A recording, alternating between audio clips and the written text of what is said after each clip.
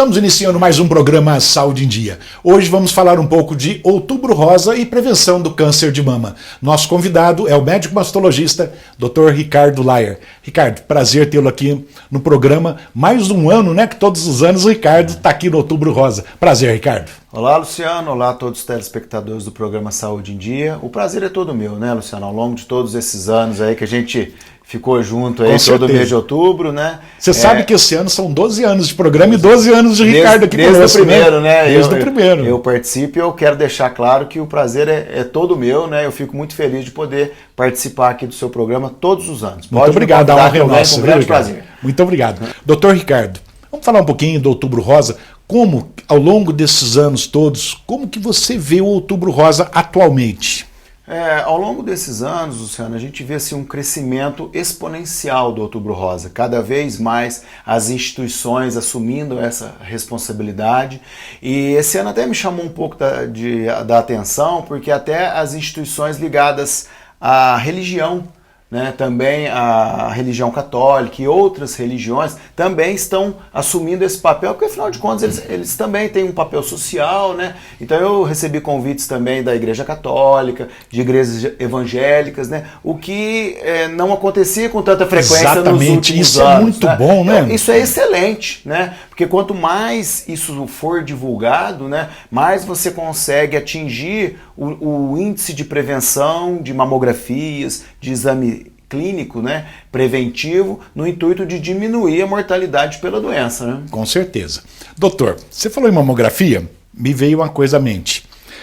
Tem um colega, né, um médico, que andou colocando e coloca nas redes sociais que mamografia não se deve fazer, que mamografia só se tiver caso de câncer na família. Inclusive, tem muitas pacientes minhas que me questionam, né, doutor, mas eu preciso fazer a mamografia?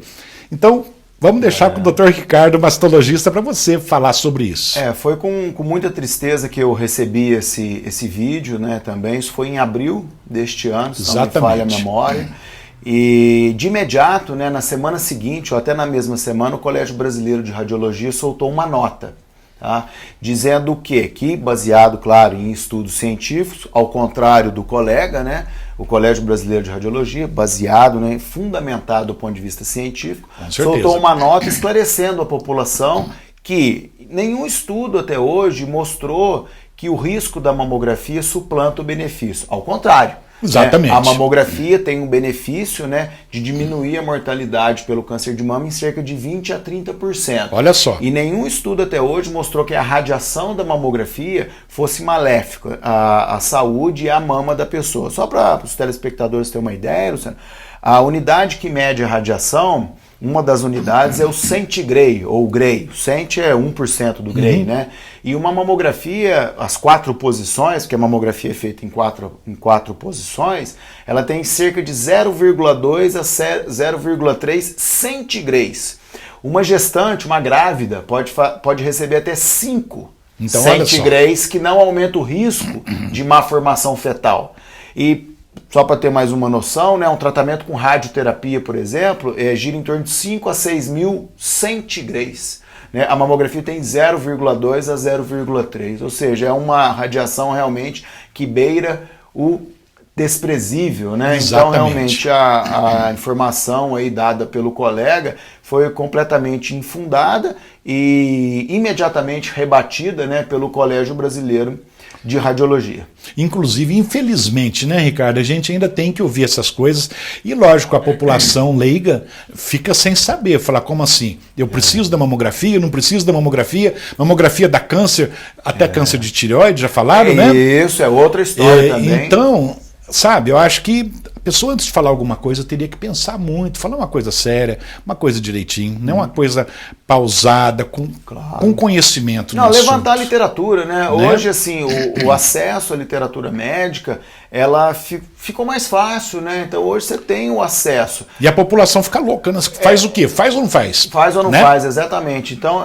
sua pergunta foi muito importante, para esclarecer, né, as telespectadoras, os telespectadores, os maridos. E nem com o intuito de criticar colega nenhum. Cada um tem sua opinião, mas estamos aqui para esclarecer nossos telespectadores, principalmente as mulheres. mas e seguir a recomendação. Exatamente, vamos fazer mamografia anualmente ou de acordo com o seu médico. É seguir a recomendação, que não é uma recomendação porque a gente acha que deva ser assim, né? São guidelines, diretrizes nacionais e internacionais, isso, né? E estudos mostrando que o risco é muito pequeno se comparado com o benefício, se é que existe risco. Tem risco nenhum, né, Ricardo? Acho que o benefício é 1000 vezes melhor do que deixar de fazer. Em relação à tireoide também, para se ter uma ideia, na época também foi falado acerca da tireoide, e aí tem um posicionamento não só do Colégio Brasileiro de Radiologia, mas também do Colégio Americano de Radiologia, que é a instituição responsável pela classificação dos laudos mamográficos. E que a radiação que chega na tireoide durante uma mamografia, ela é a mesma radiação do meio ambiente. Né? Ou seja, então, é a radiação que recebe coisas, na rua, né? Exatamente. E até no statement, né, no posicionamento do Colégio Americano de Radiologia, diz o quê? Que o protetor de tireoide, ele dá artefato. O que é o artefato? Atrapalhando a mamografia, atrapalha, né? a qualidade da imagem. E por curiosidade, até semana passada eu acabei olhando uma mamografia que veio uma observação que a paciente fez com o protetor de tireoide. E realmente apareceram os artefatos. Né, na região axilar, ou seja, aparecem imagens que podem confundir. Então, o Colégio Americano de Radiologia deixa muito claro que o protetor de tireoide, ele não deve ser usado. Porque além de não trazer nenhum benefício, confundir a imagem, não tem por que fazer. Pode trazer malefício. Com certeza.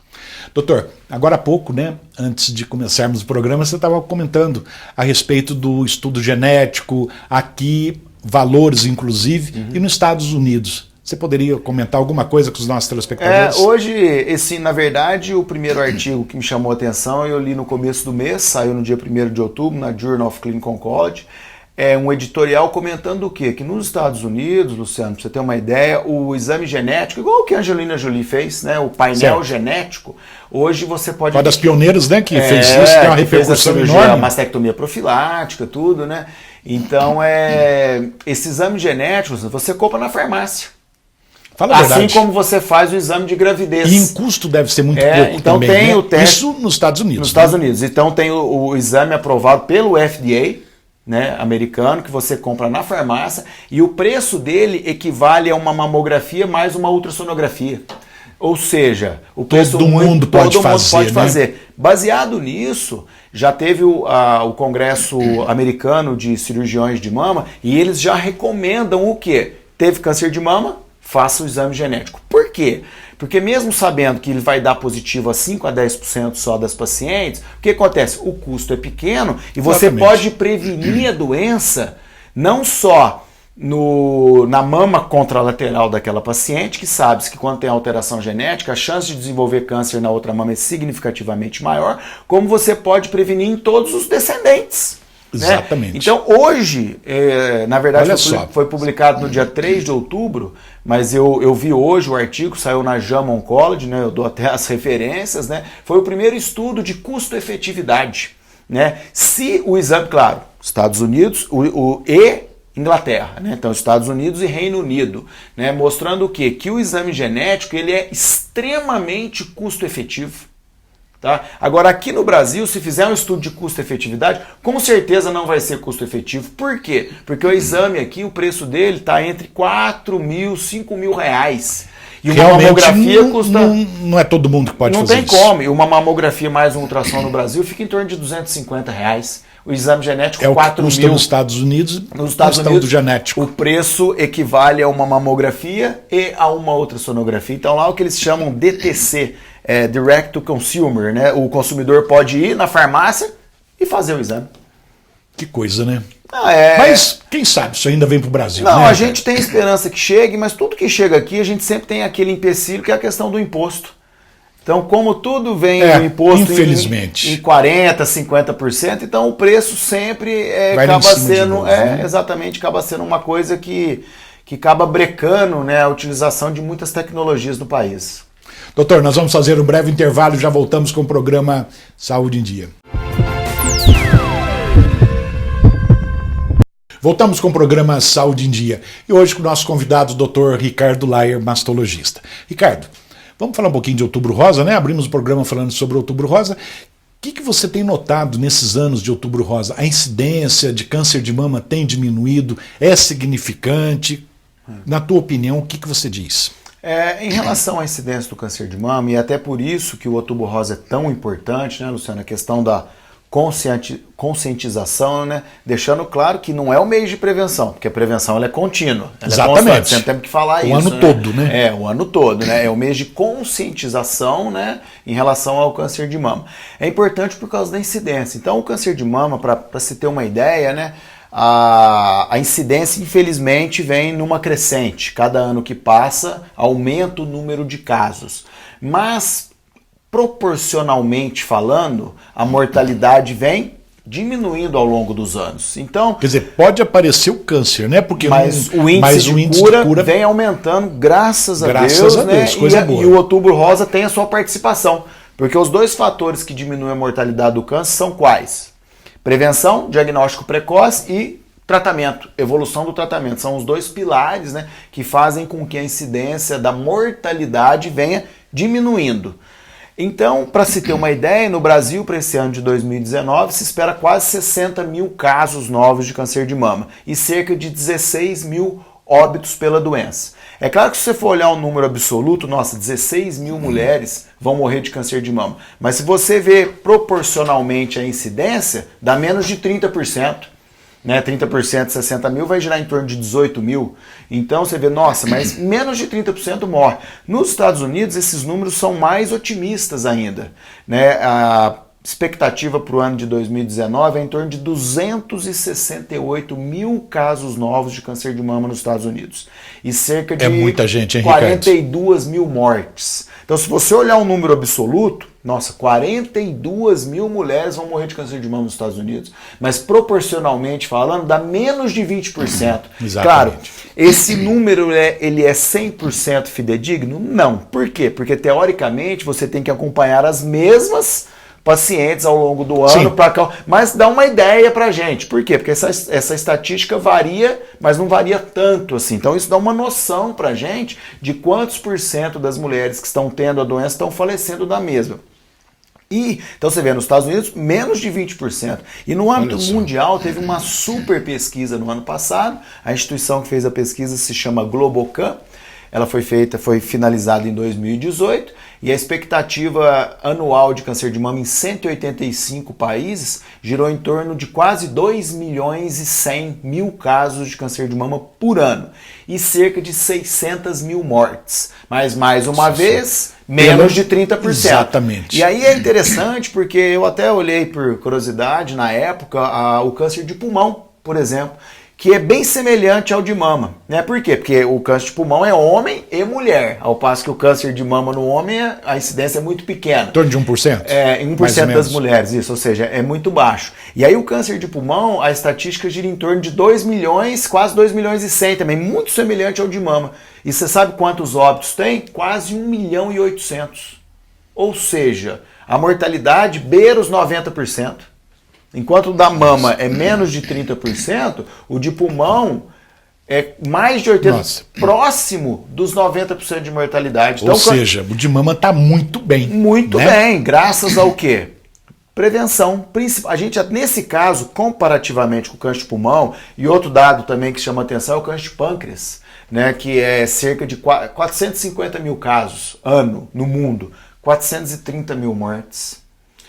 Então, se você for olhar, assim, do ponto de vista de câncer em geral, né, do ponto de vista de tratamento, o de mama está ganhando. A incidência, o número de pesquisas, ele atua em todos os cânceres, mas o de mama está ganhando disparado, principalmente às custas da prevenção. Então a prevenção do câncer de mama, Outubro Rosa tem influenciado nisso, né? Fundamental, assim, numa crescente, é impressionante a conscientização e o Outubro Rosa acerca do câncer de mama. Inclusive a gente tem visto, né, que a cada ano que passa vai melhorando, o pessoal vai aumentando, a divulgação. Inclusive ontem eu estava no outro hospital aí, e as meninas com a fitinha cor-de-rosa e tal, quer dizer, isso é muito legal, Deus, parabéns para elas, né? Eu falei, puxa, que legal. Isso aí todo mundo deveria divulgar. E o Outubro Rosa, eu acho que ele é muito bem divulgado, até em comparação com outros meses, né, de outras patologias, outras doenças, o Outubro Rosa é bem divulgado. Ah, não, sem dúvida. Até por causa da incidência, né? É a doença mais incidente mesmo, né? A estatística, né? Ela, de uma certa maneira, é um pouco mais preocupante. E a outra questão que foi o primeiro, né? Que começou, né, vamos lembrar lá na década de 90, a Susan Komen Foundation, né, que distribuiu o lacinho, né? O lacinho rosa, se não estou enganado, na Maratona de Nova York. Na né? maratona. E aí que ficou, né, o símbolo, né, do Outubro Rosa. Né? A Susan Komen, só para lembrar, ela faleceu de câncer de mama aos 30 e poucos anos, né, e a irmã dela é que fez a fundação, né, nos Estados Unidos, legal. E eles é que propagaram, né, iniciaram essa coisa boa, né? Do Outubro Rosa. Né?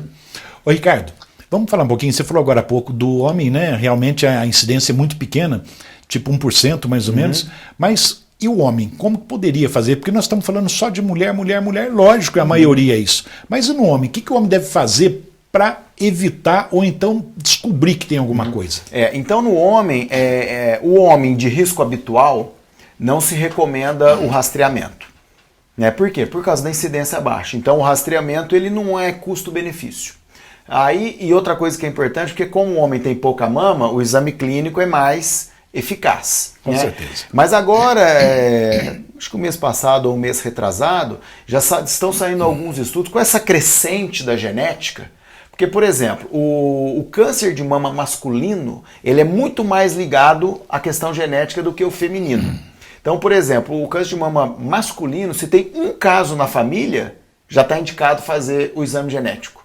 Ele é principalmente... Tanto faz filhos homens como filhas mulheres. Homem teve câncer de mama. Este homem já tem indicação, na verdade já é assim há muitos anos. Então, homem teve câncer de mama. Este homem tem indicação de fazer o rastreamento genético. Porque ele tem uma chance de ter a mutação genética significativamente maior do que a mulher que tem o câncer de mama. E principalmente no BRCA2. Né? Na mulher é mais comum as mutações do BRCA1. No homem a mutação mais frequente é no BRCA2, que tem uma relação com a próstata. O BRCA2 também aumenta o risco de câncer de próstata. E aí o que já estão saindo alguns estudos na literatura é em qual sentido, Luciano? Dos homens que têm mutação, os seus descendentes serem rastreados. Então fazerem exame de rastreamento sistematicamente. É um consenso? Não, ainda não. Tá? Mas os estudos já estão aí, a gente fala, estão sendo publicados numa frequência grande, né? Caminhando para isso. A gente acredita que no futuro, né, isso seja uma recomendação. Com certeza. Cada vez melhor, né, Ricardo? Cada vez melhor. Doutor, nós vamos fazer um breve intervalo, já voltamos com o programa Saúde em Dia.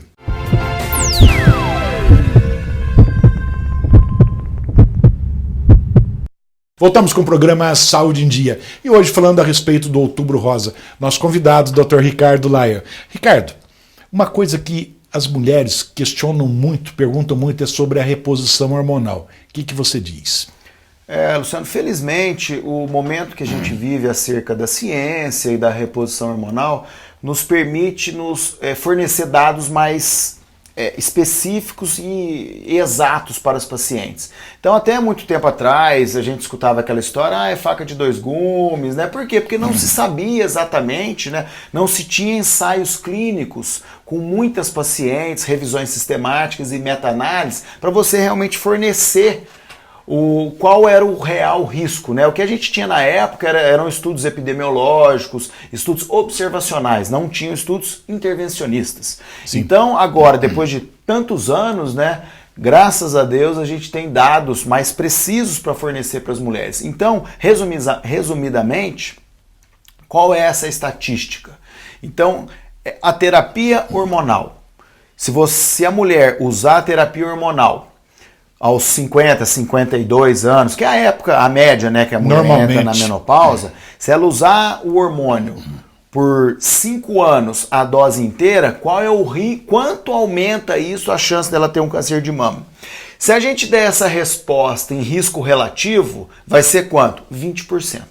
Se ela escutar isso, o que ela vai falar? Não vou tomar o hormônio. Eu não vou tomar mesmo. Mas temos que entender que isso é o risco relativo. Qual é o risco de uma mulher hoje, aos 50 anos, ter um câncer de mama? Cerca de 4 a 5%. Ou seja, esses 20% são aplicados em cima dos 4 a 5%. Ou seja, o risco dela desenvolver o câncer de mama, de 4 a 5%, ele vai para 4,8 a 6%. Então, quer dizer, esses 20% é o risco relativo. Isso também é importante deixar claro, Luciano, que isso é depois de 5 anos de uso com a dose máxima, inteira, né? máxima.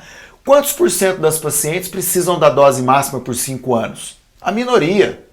Né? Por quê? Porque o hormônio está indicado para alívio dos sintomas. Uma vez que os sintomas são aliviados, 60% a 70% das mulheres, depois de 2 a 3 anos, os sintomas já são aliviados. Você já pode reduzir essa dose. Mas mesmo que você necessite da dose inteira, o aumento é muito pequeno. Fiquem tranquilos, né? E aí vem isso. Então, um dos maiores problemas era o câncer de mama. O outro problema grande que existia, também não existe mais, por quê? Eu vou explicar. É a questão dos eventos tromboembólicos, né? Trombose, membro inferior, exatamente, embolia pulmonar e AVC, tá? Por que não existe mais, basicamente, esse problema? O que assustava era o quê? Se você olhar em números absolutos, uma mulher saudável, ela tem 2 a 3 para cada 1.000 mulheres vão ter um AVC, por exemplo. O número é esse mesmo, é de 2 para cada 1.000. Se usar o hormônio, esse número vai para 7, 8 para cada 1.000, ou seja, ele triplicou. E esse aumento é depois de 1 ano de uso, ao contrário do câncer de mama, que é depois de 5 anos. Então, se você falar para a mulher, se você usar o hormônio, você vai ter 3 vezes mais chance de ter um AVC, 2 vezes mais chance de ter um infarto, 3 vezes mais chance de ter uma trombose. A mulher não vai tomar. Mas se mais uma vez você mostrar o aumento relativo, o teu índice vai aumentar de 3 para 6 para cada 1.000, né, de ter uma trombose de membro inferior. Mas aí vem a grande jogada, que foi uma coisa muito boa, que é o quê? Vários estudos vêm mostrando, tem uma revisão da Cochrane também que ratifica isso aí, mostrando que o hormônio transdérmico, ele não aumenta o risco de evento tromboembólico. Isso é uma notícia então, muito boa, Ricardo. O problema da questão da trombose, ele praticamente acabou. Ao invés de você prescrever o hormônio, então tive trombose, não posso tomar o hormônio? Pode sim.